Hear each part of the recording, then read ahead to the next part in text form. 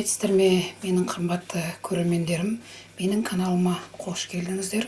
Бүгін сіздерге мен қарақұмық пен күрішті араластырып пісіріп, оның үстіне тауықтың аяқтарын салып, керемет тағам дайындағалы тұрмын. Бұны кейбір мемлекеттерде махаббат тамағы деп атайды екен, махаббат алаңы деп атайды екен, себебі екі дақыл қосылғандықтан болған шығар. Сондықтан осыны біз жасап көрейік. Бұл керемет тағамды жасау үшін бізге керекті азық-түлік.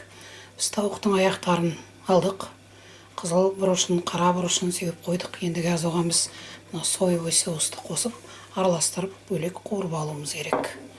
Енді бір сәбіз алдық, кішкентай екі сәбіз, сосын бір пияз алдық.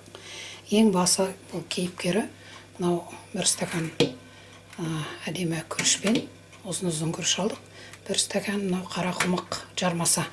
Енді осыны қазір тауықтың үстіне қосып, астына қосып, тауықты оның үстіне қосып әдемілеп пісіруіміз керек. Тауығымыздың аяқтары қуырылып жатып, қызарып, екі жағынан бұл екі ортада мына пияз мен сәбізін әдемілеп қуырып алу керек. Біраз бір 5-10 минут қуырылғаннан кейін оның үстіне жаңа қарақұмық пен күрішті саламыз. Міне күріш мен қарақұмығын салып қойдық. Енді бір 5-10 минут қуыруымыз керек, суымай. Сонан кейін барып көреміз.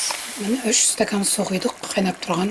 Соның үстіне жаңа қуырылған тауықтың аяқтарын салдық. Міне енді қайнап жатыр. Енді астына жай қойыңызда бір жарты сағат қоясыз. Болды, керемет тағам болуға тиіс. Міне 40 минут тұрды. Керемет тағам болған. Қазір дастарханға келеді. Міне керемет тағам дастарханға келді. Қараңыз, күріштері де, қарақұмығы да әдемі болып піскен. Міне жасап, салып, көріп жатырмыз, қараңыз. Сондай керемет болған. 40 минут тұрды. 40 минут тауықтың аяғы да бәрі де піседі. Бұны кейбір жерлерде ағарғанмен де ішеді екен. Ағарғанмен де жеп көріңіз. Мынау қазіргі заманда сондай аджига кобра дейді ғой, сондай әдемі помидордан жасалған, қызанақтан жасалған сұйықтықпен де ішіп көрсеңіз, жеп көрсеңіз болады. Сіздердің ойларыңыздан шықты деп ойлаймын. Бұдан да күшті қылып сіздер жасап жүрген шығарсыздар. Мен оны білемін, бірақ осы әдісті де көріңіздер. Бұны көбінесе духовкаға салып пісіреді екен. Мен духовкаға салмадым, пештің үстінде ғана пісірдім. Енді ойларыңызды комментарийде жазылыңыздар. Ойларыңыз маған, пікірлеріңіз өте маңызды.